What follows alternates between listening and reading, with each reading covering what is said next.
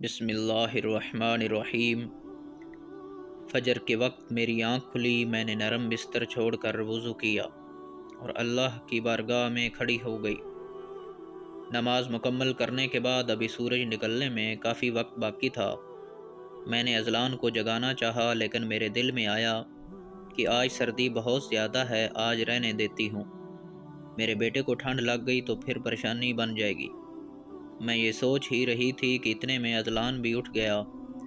کہنے لگا، ماں جی آپ نے خود تو نماز پڑھ لی، مجھے کیوں نہیں جگایا؟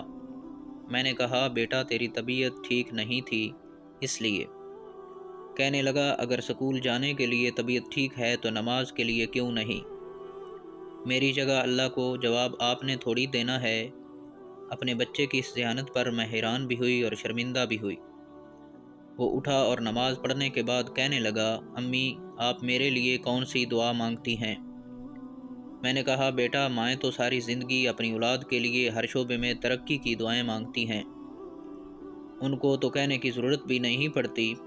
یہ الگ بات ہے کہ کچھ لوگ والدین سے دعائیں لینے کی بجائے ان کو تنگ کر کے ان سے بد دعائیں لیتے ہیں اور پھر عمر بھر سکون کی نیند نہیں سوتے۔ اچھی اچھی باتیں کرتے ہوئے ماں بیٹے کو سورج کی کرنیں نظر آنے لگی۔ میں نے معمول کے مطابق اپنے بیٹے کو ناشتہ کروانے کے بعد تیار کر کے بالوں میں تیل لگایا اور اس کے چہرے پر کریم لگانے کے بعد بیٹے کو چوم کر سکول کے لیے روانہ کرتے ہوئے اس کی جیب میں 50 روپے ڈال دیے، اور میرا بیٹا میری آنکھوں کے سامنے سکول گاڑی میں بیٹھا اور مجھے ہاتھ کے اشارے سے الوداع کیا۔ میں نہیں جانتی تھی کہ آج میرا بیٹا اپنی ماں سے آخری ملاقات کر رہا ہے۔ پتہ نہیں کیوں آج میرا بیٹا مجھے کیوں اتنا پیارا لگ رہا تھا۔ خدا جانے آج اس نے مجھے کیوں گلے لگا کر میرے کان میں خدا حافظ کہا تھا۔ وہ کیوں صبح سے اپنی ماں کو دیکھ کر مسلسل مسکرائے جا رہا تھا۔ بے چینی میں دن گزر رہا تھا کہ اچانک مجھے اذلان کے سکول سے فون آیا۔ ہیلو بہن۔ میں چونک گئی۔ یا اللہ خیر؟ میں نے جھجک کر جی کہا تو آواز آئی کہ آرمی سکول میں حملہ ہوا ہے اور بہت سارے بچے اللہ کو پیارے ہو گئے ہیں، پلیز آپ بھی آ جائیں اور اپنے بچے کی شناخت کریں یا CMH ہسپتال میں جا کر آرمی فورس کے ساتھ اپنے بچے کی چھان بین کریں۔ اللہ حافظ۔ فون سننے کے بعد میں دھڑام سے زمین پر گر گئی۔ میرے ہاتھ پاؤں کام کرنا چھوڑ گئے، مجھے اپنی خبر بھی نہ رہی۔ کچھ دیر بعد میری آنکھ کھلی تو میں نے خود کو اسپتال کے بستر پر پایا۔ اسپتال کی چیخ و پکار مجھے میرے بیٹے کی جدائی کی خبر دے رہی تھی، اور میں نے ڈرتے ڈرتے اپنے بھائی سے پوچھا، کیا بات ہے، مجھے میرا بیٹا نظر کیوں نہیں آ رہا؟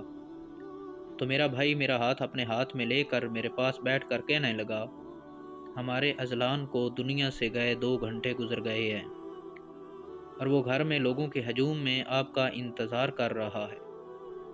وہ اپنی ممتا کو کہہ رہا ہے کہ آج آپ کے ساتھ واقعی میرا آخری دن تھا۔ اور میرے بھائی کی رونے والی آواز سنتے ہوئے میرے ساتھ میرے سر کا ایک ایک بال رو رہا تھا۔ مجھے گھر لے کر گئے تو لوگوں کا ہجوم دیکھ کر مجھے اپنے بیٹے کی شدید کمی محسوس ہونے لگی۔